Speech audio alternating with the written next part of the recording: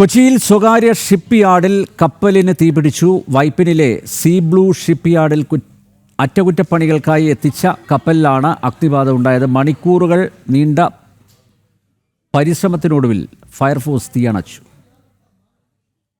പുലർച്ചെ 3 മണിയോടെ മത്സ്യബന്ധന തൊഴിലാളികളാണ് കപ്പലിന്റെ എഞ്ചിൻ ഭാഗത്തു നിന്നും തീയും പുകയും ഉയരുന്നത് കണ്ടത്. ആൻഡമാൻ നിക്കോബാറിൽ നിന്നുള്ള കപ്പൽ അറ്റകുറ്റപ്പണികൾക്കായി എത്തിച്ചതായിരുന്നു. അഗ്നിശമന സേനയുടെ 7 യൂണിറ്റ് എത്തി തീ അണയ്ക്കാൻ ശ്രമം തുടങ്ങി. ശക്തമായ പുകയുള്ളതിനാൽ മണിക്കൂറുകളോളം അകത്തേക്ക് കയറാനായില്ല. കരയിൽ നിന്നും കായലിൽ നിന്നും ഒരേ സമയം വെള്ളമടിച്ചാണ് തീ നിയന്ത്രണ വിധേയമാക്കിയത്. സമീപത്ത് മറ്റു കപ്പലുകളും ബോട്ടുകളും ഉണ്ടായിരുന്നുവെങ്കിലും തീ പടരാതെ നിയന്ത്രിക്കാനായി. മണിക്കൂറുകളോളം പുകഞ്ഞു കത്തിയതിനാൽ പ്രദേശമാകെ പുകമൂടി. സ്വകാര്യ ഷിപ്പ്യാർഡിന് പഞ്ചായത്തിന്റെ അനുമതിയില്ലെന്നും മലിനീകരണ ബോർഡിന്റെ വിലക്ക് ലംഘിച്ചാണ് പ്രവർത്തിക്കുന്നതെന്നും നാട്ടുകാർ പറഞ്ഞു. മാനദണ്ഡങ്ങൾ പാലിച്ചാണോ പ്രവർത്തിക്കുന്നതെന്ന് പരിശോധിക്കുമെന്ന് പഞ്ചായത്ത് പ്രസിഡന്റ് വ്യക്തമാക്കി.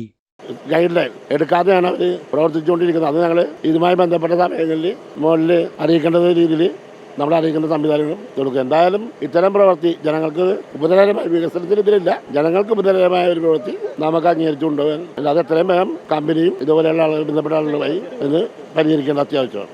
അത് ഞങ്ങൾക്ക് പറയാനുള്ളതെന്ന് വെച്ചാൽ ഈ സീ ബ്ലൂ ഷിപ്പ്യാർഡ് പിന്നെ അപ്പുറത്തൊരു വൈപ്പിൻ ഷിപ്പ്യാർഡ് ഇപ്പോൾ വന്നിട്ടുണ്ട്. ഇത് രണ്ട് പഞ്ചായത്തിൻ്റെ അനുമതി ഇല്ലാതെയാണ് ഇവിടെ വന്നേക്കണത്. ഇത് പരിസരവാസികൾക്ക് ഭയങ്കര ബുദ്ധിമുട്ടാണ്. കാരണം ഇവിടെ സാൻഡ് ബ്ലാസ്റ്റിംഗ് നടത്തുന്നുണ്ട്, വാട്ടർ ജെറ്റ് വെച്ച് അവർ ചെയ്യുന്നുണ്ട്. അപ്പോൾ ഇതൊക്കെ പൊല്യൂഷൻ ഭയങ്കര ബുദ്ധിമുട്ടാണ് ഞങ്ങൾക്ക്. ഞങ്ങളുടെ കുട്ടികൾക്കൊക്കെ അലർജി പ്രശ്നങ്ങളൊക്കെ വന്നു തുടങ്ങിയിട്ടുണ്ട്. ഞങ്ങൾ ഇതിനെതിരെ ഇവിടെ പറഞ്ഞു കഴിയുമ്പോൾ ഞങ്ങളുടെ പേരിൽ കള്ളക്കേസും പരാതിയൊക്കെ എടുത്ത്.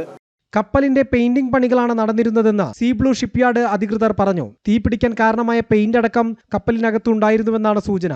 ജനം, കൊച്ചി.